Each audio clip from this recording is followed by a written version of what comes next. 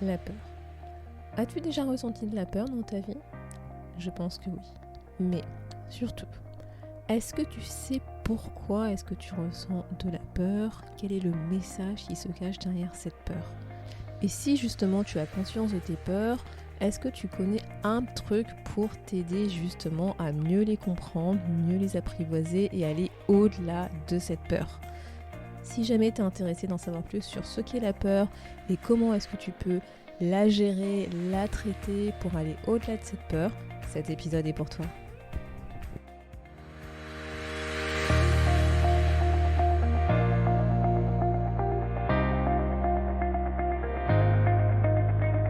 Bonjour à tous et à toutes, vous êtes sur le podcast Le quart d'heure d'Inspire Action. Moi c'est Wefa, votre coach en transformation de vie. Chaque semaine, retrouvez dans ce podcast des outils pour développer votre self-awareness, des actions à réaliser pour démarrer votre transformation, ainsi que des témoignages de personnes comme vous et moi qui ont décidé de devenir l'architecte de leur vie. Alors, installez-vous tranquillement et prenez de quoi écrire. Hello la tribu, j'espère que tu vas bien et que tu as passé une belle semaine. Aujourd'hui, dans cet épisode 69, nous continuons notre voyage, notre saga vers les émotions. Donc aujourd'hui, en fait, je vais te faire un focus sur l'émotion de la peur. Et donc si jamais tu débarques directement dans cet épisode, moi je te conseille d'aller écouter les deux derniers épisodes, donc l'épisode 67 et l'épisode 68, où j'ai commencé en fait à aborder les émotions, ce qu'est une émotion, le message derrière qui est porté par les émotions, c'est quoi une émotion agréable, désagréable, etc., etc. Donc comme je te le disais, dans cet épisode, je vais te faire un focus plus particulier sur l'émotion de peur. Et donc je vais te parler de l'origine de la peur, l'impact sur nos comportements, comment est-ce que tu peux faire éventuellement pour gérer cette émotion si tu ressens cette peur. Et donc, sans plus attendre, nous démarrons cet épisode. Donc, la peur, comme je te l'avais expliqué dans les épisodes précédents, ça fait partie de l'une des 4 émotions de base, au même titre que la colère, la tristesse et la joie. Et en fait, la peur, ce qu'il faut que tu aies en tête, c'est que c'est une émotion de perception, d'anticipation, d'imagination, d'un danger ou d'une menace en fait par rapport à notre sécurité ou la sécurité de nos proches. En fait, la peur, on la ressent, c'est comme je te disais dans les émotions précédentes, une émotion, c'est une réaction face à un événement, et donc la peur, en fait, c'est une réaction face à un événement qu'on va considérer comme étant dangereux ou comme étant une menace pour nous, et en fait, elle est là pour pouvoir agir, réagir rapidement. Que ce soit en fait une réaction qui va être la fuite, un combat ou une paralysie, une immobilisation, c'est vraiment face à un danger qu'on perçoit, c'est que notre corps puisse pouvoir réagir rapidement sans passer par tous les neurones qu'on a dans notre cerveau pour essayer d'analyser le pourquoi du comment, et après paf, le danger il est là et on n'a pas eu le temps de réagir en fait. Et donc, ce qu'il faut que tu aies en tête, et ça je pense que tu l'as compris si tu as déjà écouté les épisodes précédents, la peur en fait c'est une émotion naturelle, c'est une émotion que tout le monde ressent, donc j'aurais tendance à dire que c'est une émotion universelle. On a tous et toutes un jour ressenti la peur en nous en fait, par rapport à quelque chose, par rapport à un événement, par rapport à un danger qui était immédiat, qui était potentiel, qui était imagé, mais voilà, on a tous et toutes déjà ressenti la peur. Et généralement, pour faire face à une peur qu'on ressent, qu'on perçoit, on utilise le courage. C'est le courage en fait qui nous permet de faire face justement à certaines situations où on a peur pour aller au-delà justement de cette peur, aller de l'avant, avancer et affronter en fait nos peurs. Et comme je le disais, c'est une émotion qu'on a déjà tous et toutes ressentie, et je pense que tu l'as déjà ressenti notamment dans ton corps. Enfin, la peur a un impact sur notre corps. Par exemple, je sais pas, si t'as déjà eu peur, t'as peut-être eu des tensions, ton corps qui s'est tendu, t'as peut-être eu des tremblements, ou je sais pas, ta respiration a été rapide. Enfin voilà, moi je t'invite à déjà réfléchir quand tu ressens de la peur. Comment est-ce que tu le perçois en toi en fait ? Comment est-ce que tu le ressens dans ton corps ? Comment est-ce que ça se matérialise, cette peur ? Comment est-ce que tu sais que là tu te dis « Ah ouais, là effectivement j'ai peur ?» Parce que en fait, cette peur, elle nous donne une information sur un truc qui se passe autour de nous, et donc cette information va passer par notre corps, comme je le disais, par un ressenti qu'on va avoir, et puis après, elle va passer dans notre tête, une fois qu'on va commencer à l'analyser, à essayer de comprendre ce qui se passe. Et c'est instinctif, initialement, cette peur, elle est là pour nous protéger, pour nous dire « il y a un truc qui se passe devant toi, tu sais pas ce que c'est, mais potentiellement, c'est un danger, donc, en gros, prépare-toi ». Après, effectivement, ce qui se passe, c'est que dans notre société actuelle, cette peur, elle peut survenir quand on reçoit un danger pour nous, pour nos proches, mais elle peut aussi subvenir quand il n'y a pas vraiment de danger, on va dire, physique, danger de mort sur ton corps, tu vois. Je vais te donner un exemple. Quand tu dois faire face à une situation où pour toi, il y a un fort enjeu, où tu as une croyance qui n'est pas forcément aidante, ou quelque chose qui va te remémorer une expérience pas forcément super positive, tu peux effectivement ressentir de la peur parce que inconsciemment, dans ton cerveau, il a imprimé que cette situation, potentiellement, elle n'est pas super pour toi et elle peut être dangereuse pour toi. Mais pas dangereuse dans le sens physique, tu vas se passer quelque chose par rapport à ton corps, mais parce que tu peux avoir un enjeu fort pour toi. Je vais te donner 2 exemples pour que tu comprennes. Tu peux avoir peur, tu peux ressentir de la peur, par exemple, si tu frôles un accident de voiture. Le danger, là, pour le coup, il est immédiat. Tu es dans une voiture, je sais pas, il y a quelque chose qui se passe, il y a peut-être une voiture qui arrive en face. Potentiellement, vous allez avoir un accident. Le danger, il est là, il est immédiat, tu le sens. Tu vas ressentir cette peur qui va pouvoir effectivement te permettre de réagir face à ce qui se passe en face de toi, tout de suite, le danger immédiat. Tu peux aussi avoir peur, par exemple, et ça, je pense que ça va parler avec certaines personnes, de parler en public, tu vois. Et dans les 2 cas, c'est une peur que tu vas ressentir, mais ça ne sera pas forcément le même contexte. Dans le premier cas, en fait, l'événement qui se déroule autour de toi te montre le danger réel, c'est-à-dire que potentiellement il y a un accident de voiture qui va se passer, donc potentiellement, effectivement, tu peux être blessé, voire pire, tu peux décéder. Donc en fait, si dans l'instant il y a un truc qui se passe, paf, effectivement, tu ressens cette émotion de peur, ton corps réagit face à cette émotion de peur. Dans un second temps, c'est le danger en fait que tu vas percevoir en fait qui va générer cette peur. C'est en fait un danger potentiel qui peut se passer dans le futur que tu anticipes parce que c'est lié à d'autres éléments par le passé que tu as déjà vécu. Par exemple, ça peut être une croyance sur que tu sais pas bien parler en public, ça peut être une mauvaise expérience passée quand tu as déjà parlé en public, qui s'est pas forcément bien passé. Donc tu vois, c'est quelque chose en fait qui est potentiel, c'est pas... Tu vois, en fait, c'est que parler en public, c'est pas le danger en tant que tel, c'est pas ça qui fait qu'il est dangereux ou il y a quelque chose qui risque de se passer, ça c'est le contexte, parler en public. En fait, ce qui va potentiellement être dangereux pour toi, en tout cas qui est perçu comme étant dangereux, et ce qui fait que ça va susciter de la peur en toi, c'est les conséquences éventuelles de cette action parler en public. Peut-être qu'éventuellement tu penses qu'il y a des gens qui vont rire de toi, peut-être que tu vas avoir l'impression d'être humilié, tu vas avoir l'impression de ne pas trouver tes mots, tu vois. C'est quelque chose dans un futur immédiat qui fait que ça va te générer de la peur. Mais en tant que telle, l'action, parler en public, c'est pas ça en fait qui... J'aurais tendance à dire qui fait peur, c'est la conséquence de cette action et de ce que tu anticipes, de ce que tu imagines, qui vont générer en fait cette peur en toi.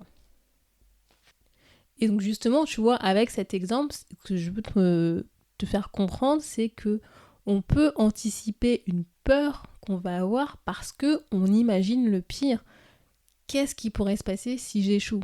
Ou parce que, en fait, c'est lié à une expérience précédente qu'on a vécue, du même type, qui s'est pas forcément super bien passé. Et donc, forcément, notre corps, notre cerveau, il se souvient que comme ça s'est pas bien passé, il se souvient de toutes les conséquences derrière. Et donc, on anticipe la peur face à cette action parce que on a déjà vécu quelque chose de similaire qui n'était pas forcément super. Et en fait, tu vois, il existe plusieurs types de peurs. Tu peux avoir la peur de l'inconnu, en fait, c'est je sais pas ce qui va se passer, ou tu peux avoir peur, tout simplement avec l'exemple de l'accident de voiture, d'un vrai danger pour toi ou pour tes proches, un truc vraiment qui se passe. ou tu peux avoir une peur qui est liée au manque de confiance en soi. En fait, tu vois, le côté je suis pas à la hauteur, je serai pas capable. Tu peux avoir une peur relationnelle, en fait, tout simplement, c'est l'autre qui te fait peur. Et oui, ça arrive, c'est l'autre qui me fait peur, et c'est pour ça que je n'agis pas et que je ressens cette émotion de peur. Ou ça peut être tout simplement une peur existentielle, hein, c'est-à-dire la peur, la mort physique, quoi, la peur de mourir, de décéder, tout simplement. Et tu vois, quand je te partage justement ces différents types de peur, c'est normal en fait de ressentir de la peur, parce que si la situation, si l'événement qu'on est en train de vivre est réellement dangereux pour toi, en fait la peur, elle te donne une information qu'il y a un truc qui est en train de se passer juste en face de toi et que potentiellement c'est ultra méga dangereux, quoi. Et donc c'est pour te préparer à l'action, que ce soit une action de fuite, une action de... tu vas réagir, tu vas te protéger ou tu vas être immobilisé. En fait, si tu veux, cette peur, elle est là pour te transmettre, pour te passer un message. Il y a un truc qui est en train de se passer en face de toi et que potentiellement ça peut être dangereux, quoi. Et donc c'est ok d'avoir peur. En fait, par contre, ce qui peut poser problème, c'est si cette peur, elle est trop envahissante par rapport, en fait, à ce que tu es en train de vivre, en fait. C'est si jamais elle va faire en sorte que tu ne puisses plus agir parce qu'elle est trop présente par rapport à ce qui se passe devant toi. En fait, je pourrais dire, c'est comme si cette peur était disproportionnée par rapport à ce qui se passe devant toi. Et en fait, là, effectivement, dans ce cas, la peur, si tu veux, elle va t'empêcher de penser clairement, de réfléchir à une solution que tu pourras mettre en place, elle va te paralyser, en fait, tu vas pas pouvoir agir. Et si tu n'arrives pas à prendre conscience de cette peur, à comprendre le message qui passait en fait à travers cette émotion, et si tu n'arrives pas, j'aurais tendance à dire, à l'apprivoiser, et en fait, non seulement elle va te pomper de l'énergie, mais en plus, elle va tout simplement t'empêcher d'agir. Et en fait, ce qu'il faut savoir, c'est que derrière chaque peur, il y a un besoin en fait. Et d'ailleurs pour toutes les émotions, hein, mais là je te parle de la peur en particulier, mais tu vois, il y a un besoin derrière qui n'est pas comblé et qui a besoin d'être comblé, si je puis dire. Et donc ce qui est important, c'est d'identifier justement ce besoin qui se cache derrière cette peur, qui va te permettre de mieux comprendre ce que tu ressens, et ensuite de pouvoir chercher à ce qui va pouvoir t'aider à la surmonter, cette peur en fait. Et comme il s'agit d'une émotion de peur, ça permet en fait de t'aiguiller sur grosso modo quel est le type de besoin. C'est-à-dire qu'a priori, il y a quelque chose qui est en train de se passer en face de toi que tu considères, en tout cas que ton cerveau considère comme étant un danger immédiat. Et donc c'est de comprendre quel est ce danger perçu et de quoi tu as besoin justement pour pouvoir surmonter ce danger. Et donc, moi, ce que je te propose comme exercice, si jamais tu as envie de travailler sur tes peurs, c'est essayer d'identifier 3 peurs que tu ressens et de déterminer le besoin qui se cache derrière ces 3 peurs. En fait, c'est qu'est-ce qui te fait vraiment, vraiment peur, concrètement, par rapport à la situation qui est reliée à cette peur. Et tu vois, je sais pas, mais le besoin, ça peut être par exemple un besoin t'as besoin de maîtriser la situation, donc c'est une situation qui part complètement en live et t'as besoin de la contrôler, de comprendre ce qui se passe et donc de maîtriser ce qui se passe. T'as besoin justement de contrôler cet environnement autour de toi, t'as besoin peut-être d'une sécurité, t'as besoin peut-être d'une protection. Toi, en tout cas, je sais pas trop, mais ce que faut que tu te rappelles, c'est que un besoin non satisfait, c'est peut-être que indirectement tu as une valeur qui n'est pas satisfaite ou qui est, en tout cas, que ton cerveau perçoit comme étant en danger par rapport à ce qui se passe. Donc c'est quel est le besoin derrière chaque peur que tu ressens. Et ce qu'il faut que tu aies aussi en tête, c'est que la peur, en fait, elle peut se manifester sous différentes intensités. C'est vrai que là, je te parle de la peur parce que c'est une émotion de base, mais en fait, si tu veux, il y a un grand panel de mots qui sont liés, qui s'apparentent à la peur. Tu vois, ça peut être quelque chose où tu te sens inquiète, voire tu te sens peut-être angoissé, ou au contraire, tu ressens de la terreur face à la situation. Donc si tu vois, vraiment, tu as une certaine intensité de la peur face à ce que tu vis, et c'est pas forcément juste de la peur en tant que telle, tu vois, ça peut être un petit truc, entre guillemets, qu'on va dire, je me sens inquiète face à cette situation, voire au contraire, ça te terrifie, t'es en terreur face à ce qui se passe, quoi. Donc tu vois, aie en tête que en fonction de ce que tu vis aussi, tu peux ne pas ressentir la même fréquence, la même intensité en fait de peur. Et donc, Bon là, tu vois, je te parle de la peur, mais concrètement, ouais, qu'est-ce que tu peux faire pour pouvoir gérer ça, pour pouvoir mieux apprivoiser cette peur? En fait, comme je le disais, hein, la peur, c'est une émotion naturelle et tu as des réactions, entre guillemets, naturelles quand on a peur. C'est, on va dire, la fuite ou éviter la situation, voire la paralysie si vraiment t'es en terreur face à ce qui se passe. Et notamment un exemple, tu vois, de manifestation en termes de comportement face à la peur, c'est tu peux être en passivité, tu vois, ou tu vois la fuite justement, ou en procrastination, ou ne pas vouloir prendre de décision, entre guillemets faire l'autruche, tu vois, ou au contraire, tu peux être plus en mode réaction, mais tu vois, une réaction disproportionnée dans le sens pour te défendre en fait. Donc tu vois, tu peux être dans une réaction de violence, d'agression pour attaquer en fait, pour pouvoir repousser le danger que tu perçois. Et donc, concrètement, ce que tu peux faire justement quand tu ressens cette peur, c'est que tu peux utiliser un outil de coaching que j'avais déjà évoqué d'ailleurs dans les épisodes où je te parlais de confiance en soi. Donc, c'était l'épisode 49. C'est en fait le triangle protection, permission, puissance. L'idée, c'est de te dire, c'est quelle est l'autorisation que tu te donnes, donc quelle est la prise de risque que tu es prête à tenter, jusqu'où es-tu prêt à sortir de ta zone de confort pour aller au-delà de cette peur que tu ressens. Ça, c'est la permission. Ensuite, c'est d'identifier de quelle protection tu as besoin, c'est en fait de quoi tu as besoin pour te sentir en confiance de ce que tu vas pouvoir tester, tenter de faire pour pouvoir justement surmonter cette peur et aller de l'avant, avoir le courage d'agir. Ça, c'est la protection. Et en fait, en t'accordant cette permission et en mettant la protection qui va bien avec, eh ben, ça te permet de libérer la puissance. Donc le dernier P, c'est puissance, qui va te permettre en fait de maîtriser cette situation. Et si en fait tu vas pouvoir identifier les ressources que tu as en toi qui vont te permettre d'aller de l'avant, qui vont te permettre d'avoir le courage d'affronter cette peur. Et un conseil que je peux te partager aussi, si jamais tu as envie de travailler sur certaines peurs que tu penses être disproportionnées par rapport aux situations que tu vis, c'est qu'en fait la peur, elle diminue dès lors qu'elle est partagée avec une personne de confiance. Je pense que ça t'est déjà arrivé quand tu étais face à une situation que tu as ressenti de la peur et qu'il y avait quelqu'un à côté de toi et que tu as commencé à en parler. Rien que le fait d'en parler avec cette personne justement de confiance, sûrement tu as dû ressentir dans ton corps une sorte un peu de soulagement. En fait, la peur, à partir du moment où tu la partages avec quelqu'un, et ben son intensité, elle diminue. Donc, n'hésite pas à en parler à un proche, voire à écrire dans un carnet. Moi, personnellement, c'est ce que je fais. C'est que quand je ressens de la peur, en fait, rien que le fait de l'écrire, donc entre guillemets, de l'évacuer, de la sortir de moi et de la mettre par écrit, et ben ça commence à m'apaiser et ça me permet de remettre mes idées au clair et de pouvoir mieux analyser en fait cette peur. Et donc le truc que je te propose pour comment est-ce que tu peux gérer cette émotion de peur quand tu es face à une situation disproportionnée, que tu as l'impression en fait que ta peur est disproportionnée par rapport à ce que tu vis, bah déjà, c'est accepte tout simplement cette émotion de peur, c'est oui, elle est là, elle existe, c'est pas pour rien, c'est parce qu'elle est en train de te passer un message, qu'il y a un truc qui se passe en toi. Et donc, n'essaye pas de la renier, de la rejeter, c'est juste accepte-la. C'est oui, je ressens de la peur.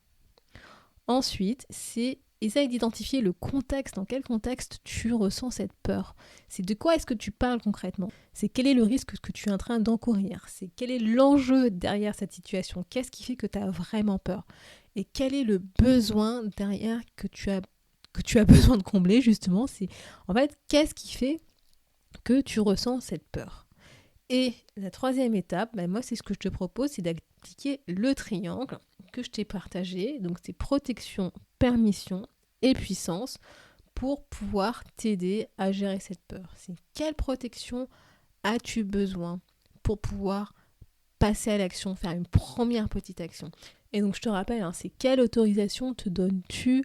Quelle prise de risque t'autorises-tu à faire pour pouvoir justement avoir le courage de passer à l'action et de surmonter cette peur ?